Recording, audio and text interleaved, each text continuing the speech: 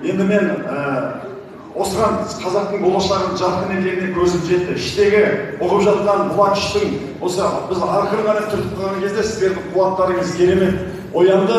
Осы қуат енді ары қарай толқында бүкіл қазақтың бойына барып, бүкіл қазақтың ішіндегі ұйықтап жатқан күшін, кешегі Алаш оята алмаған күші бүгін оянатын сәт жетті деп ойлаймын. Алаш оян деп айтқалы міне 100 жыл болыпты. 100 жылдан кейін Алаштың рухы оянып жатқанына бүгін бәріміздің көзіміз жетіп отыр. Енді менің бір арманым бар.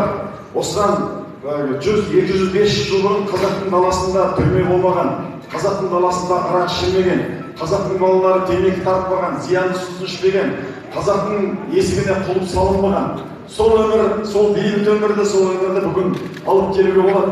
Мен бір қозғалыс бастайын деп отырмын. Басында 100 күндік білім, бақыт, байлық,